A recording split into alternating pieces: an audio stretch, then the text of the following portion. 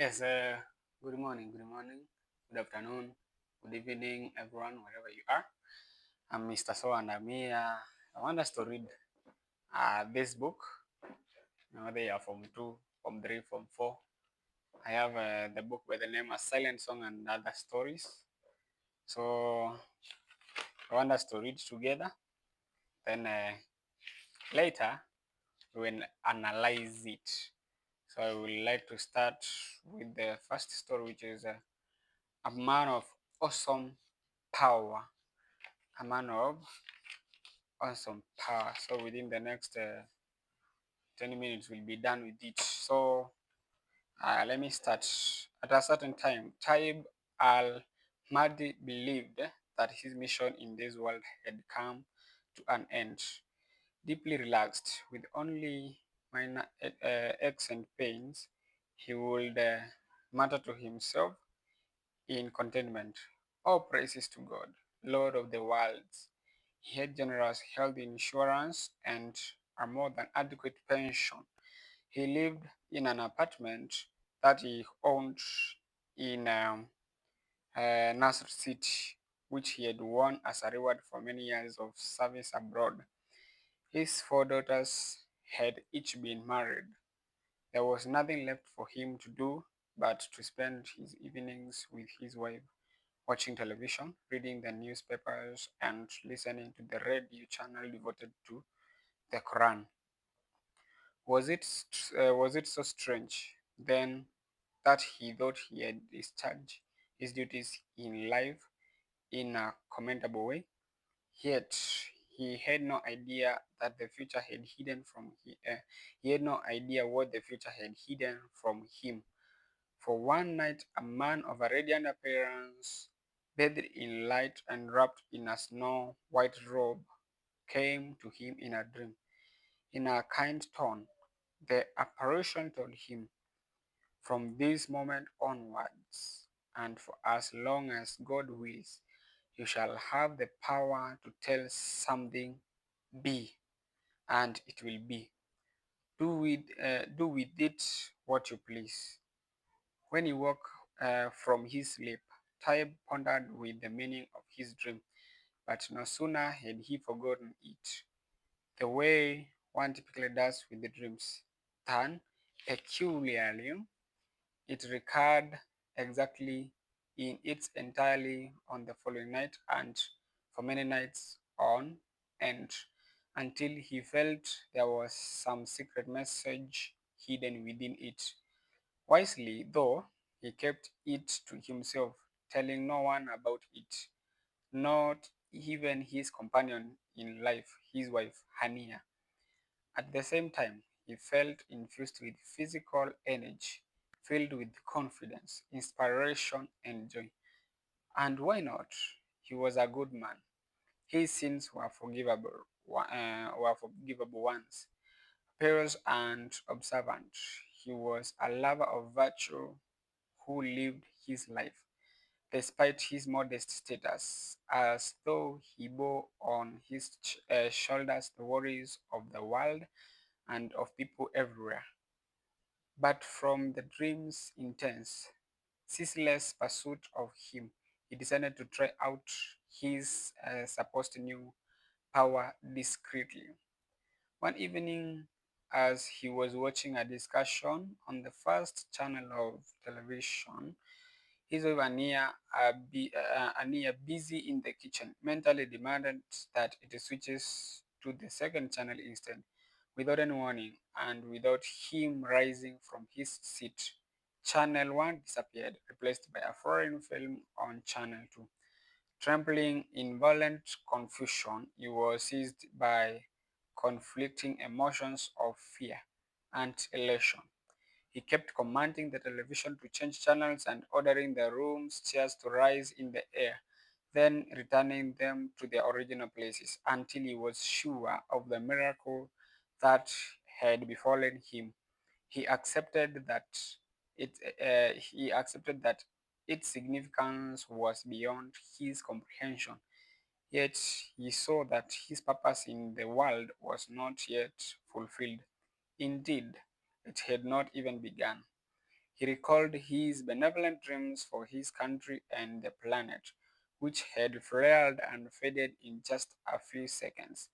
Now was the time that they all would come true. He would reform reality with his own hands, but without any acclaim or credit to his name.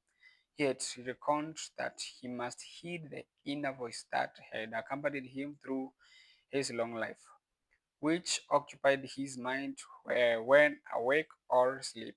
So at the time that he habitually went to the cafe each day he got dressed, his awesome new power unfolded within him and entrusting himself to God.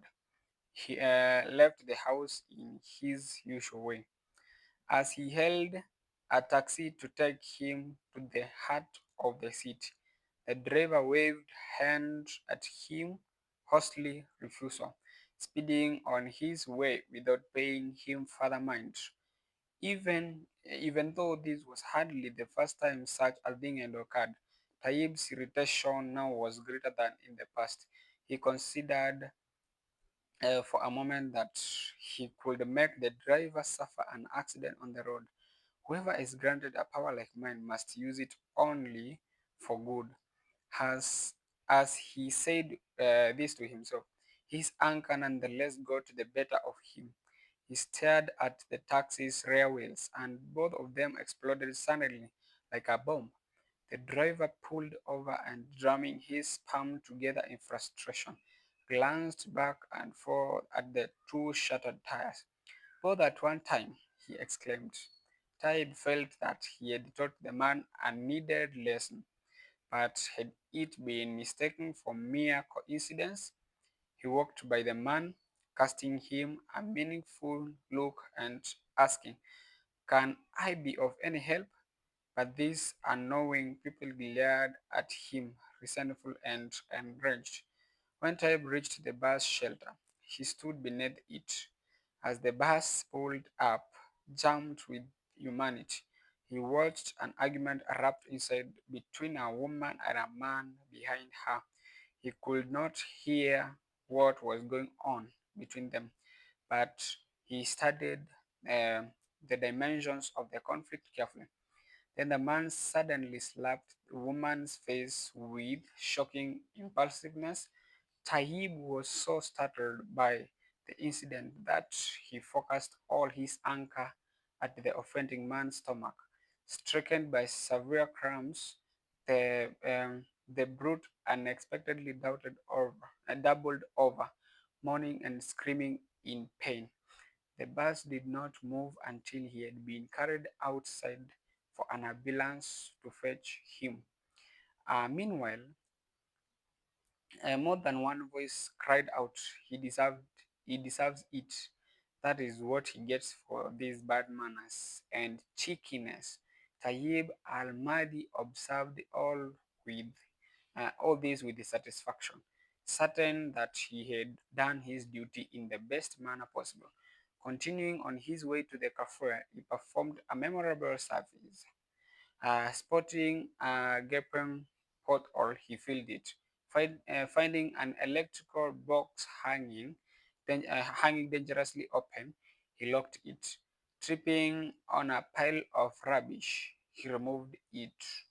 Uh, Splashed by sewer water flooding on alley, he drained it. All these things together convinced many in the neighborhood that a genuine awakening had struck the nerves of the state, or even had gone beyond mere awakening to an outright renaissance. He took his seat in the cafe to refresh his mind with a cup of coffee. Um, he listened to the radio as an announcer was expounding on promising development expected in the future. Tahib al-Mahdi was annoyed. Similar prophecies had excited him in the past, though in the end he had produced only frustrations. His chest tightening in fury at what the man was saying, he commanded him from afar, "Tell us what has already been accomplished, not what has yet to be achieved." Then He remarked to himself that only sneezing will stop this broadcaster from speaking. Without warning, the man sneezed massively, then remained silent. Perhaps he was drying his nose and mouth with a handkerchief. Resuming his chat, he abruptly sneezed again, more emphatically than before. After that, he could not complete a whole sentence. The sneezes kept waylaying him until he was forced to conclude that an unforeseen illness had seized him. Rather than trying to talk anymore, he instead played a recorded song, Walk Around and Sing. Taib was intoxicated with the rapture of happiness and victory. He would purify both oral and visual broadcasting of what was unworthy of the noble goals. He would terminate any talk that displeased him by making the speaker sneeze spontaneously or emit thrilling cries like those made by women at weddings, or flee at the onset of an uncontrollable diarrhea. Without any doubt, he will be the without any doubt, he will be the trusty popular censor of the dangerous media of mass communication. At this time, he noticed a man called Suleiman Bey al-Hamalawi, surrounded by slavish devotees and followers, not far from his own seat in the cafe. Suleiman's stooges crowded around their benefactor in hypocritical sycophancy, inflating him grossly with arrogance and conceit. The tax authorities counted Suleiman one of the fat cats of the reforms among the city's poor. Wonderful. Tayyib marveled, just wonderful. Suleiman Bey goes straight to the prosecutor's office to repent and say you are sorry and pay up the millions of pounds you owe. Immediately the man got up and went to his car parked outside. Taib rubbed his hands in glee. Tomorrow his victim will um, be the talk of the newspaper, which will make an example of him and awaken people's consciences. And when Suleiman returns to his villa, he will wonder what had befallen him, beating his head against the wall in despair.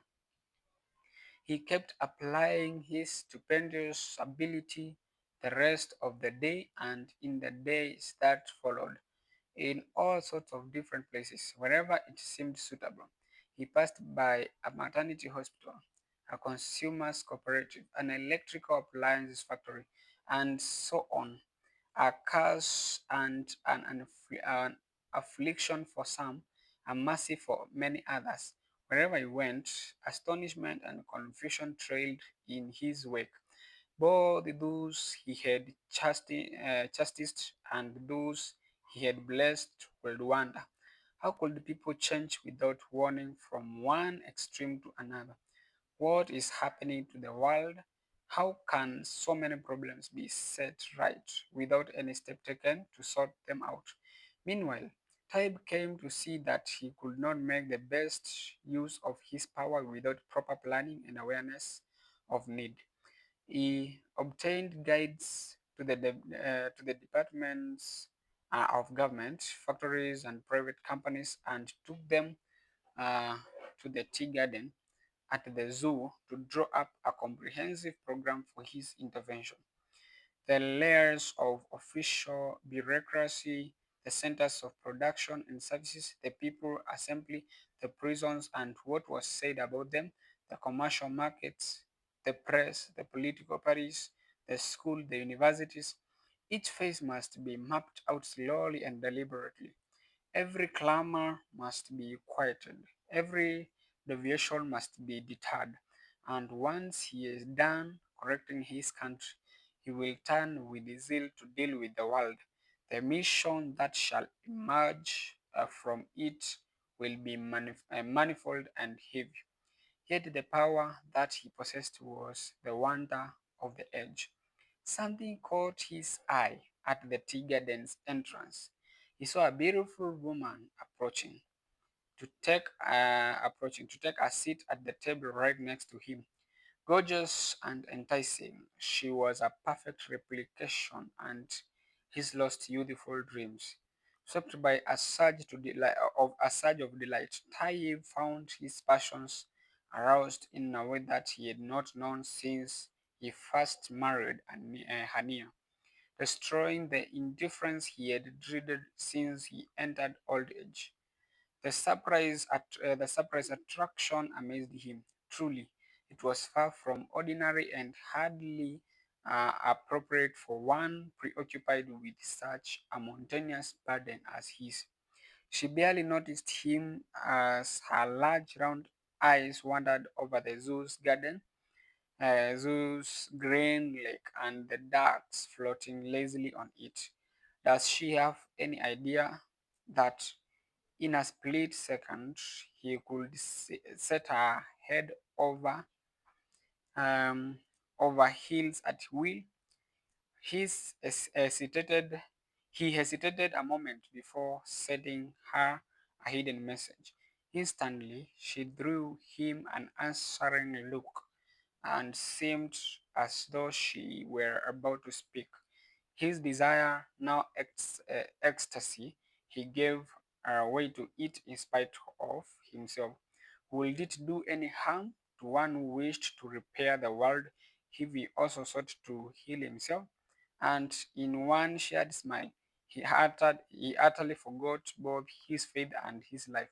He closed his notebook as they stood up together, surrendering to the fate. Returning to his house one evening, Taib came back to his senses. He realized that he had erred. When Hania remarked he was not in his normal mood, he claimed to her it was only a cold, and though he never thought to repeat his mistake, the pain it caused him would not go away. Worst of all, he was no longer favored with the depthless inner confidence on which he had been drunk for so long. He longed to practice his secret power once again. Waiting until Hania had gone out on an errand, he turned towards the television as he had done so often before. The channel would not change. He thought he was going mad. No matter how much he tried, all he met was failure. The miracle was gone, like a dream. Pleading, pleading is pointless. Distress is useless. Regret has no effect. An awesome sadness will haunt Taib al-Mahdi until the day of his death. Now at least we are done with the reading of this book. Now I know the understanding you have understood the plot, how the events are following each other. Now in the next video, I will be giving you the complete analysis of A Man of Awesome Power. Bye bye, and remember to subscribe to my YouTube channel. Yes, I hope we have read together. Thank you.